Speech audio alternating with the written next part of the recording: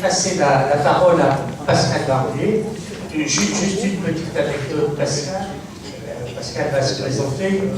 Un jour, je suis allé trouver Pascal et je lui ai dit: ah, Pascal, j'ai une très mauvaise nouvelle pour toi. Alors, on a regardé, en disant, on fait ce qu'il veut.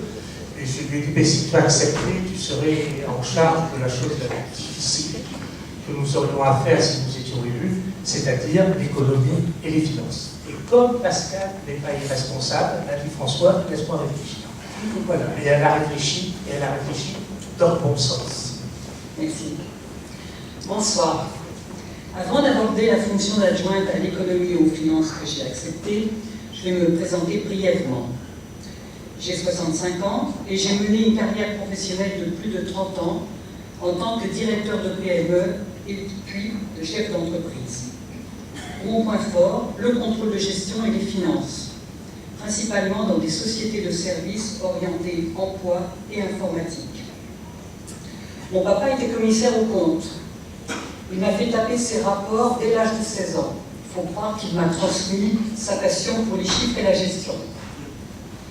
J'ai cédé en 2008 mes entreprises à un grand groupe américain.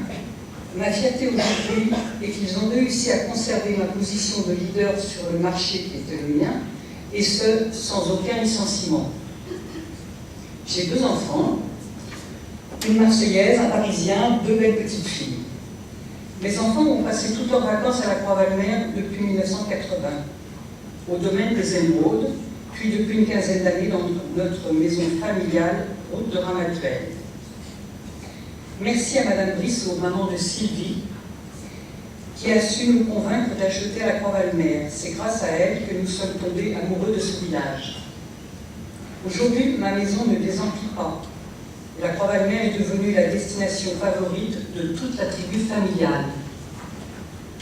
J'ai plusieurs passions, mais une plus particulièrement, c'est la voile. Aimant les challenges, j'ai armé un petit voilier de 10 mètres qui régale régulièrement dans le golfe et même au-delà. Chose atypique, mon équipage est totalement féminin et le bateau s'appelle No Limites.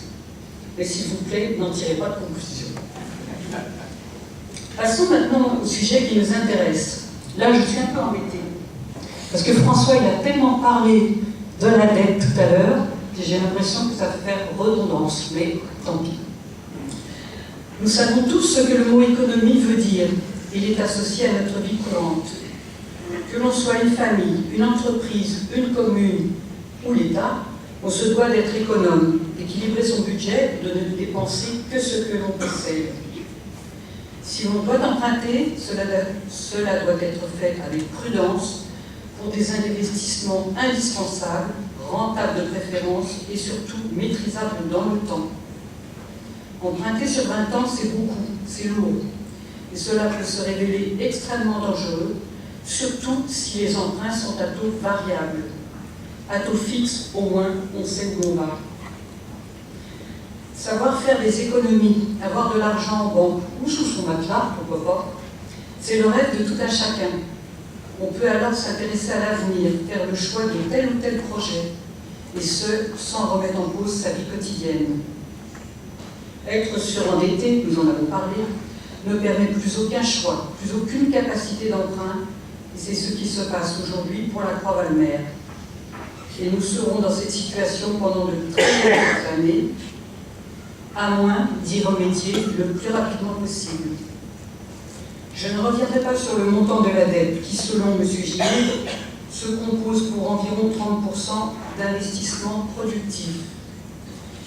Il reste malgré tout une part importante d'emprunt, environ 12 millions d'euros, auxquels il faut rajouter les 4 millions d'euros de Pardigon. La commune est donc endettée sur plus de 20 ans.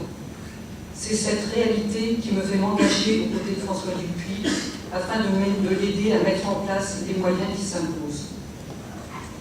Nous devons analyser et revoir le budget communal avec un double objectif. Faire plus pour les Croisiens tout en dépensant moins. Voici en quelques mots les principales pistes d'action qui peuvent être étudiées rapidement. Nous devons stabiliser, voire diminuer les dépenses courantes, sans toucher pour autant aux dépenses liées au personnel communal, personnel qui apporte un service de qualité et qui rend notre commune attractive. Nous devons bien évidemment réduire la dette et revoir certains taux d'intérêt. Et surtout, nous devons trouver des recettes nouvelles. Le tout en essayant, sauf contrainte du préfectorat qui pourrait nous être imposée, de ne pas toucher aux impôts locaux. Je n'irai pas plus loin sur le sujet, il y a beaucoup à dire.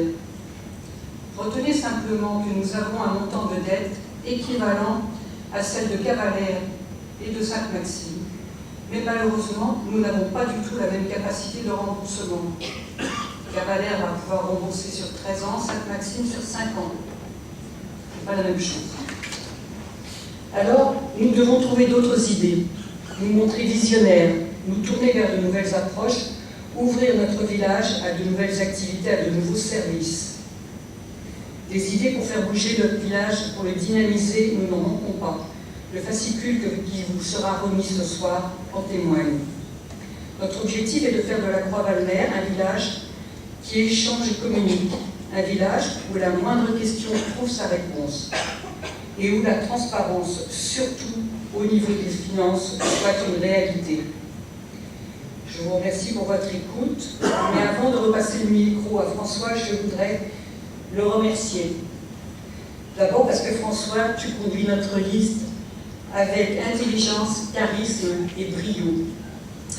Et puis aussi et surtout pour la confiance que tu me témoignes aujourd'hui.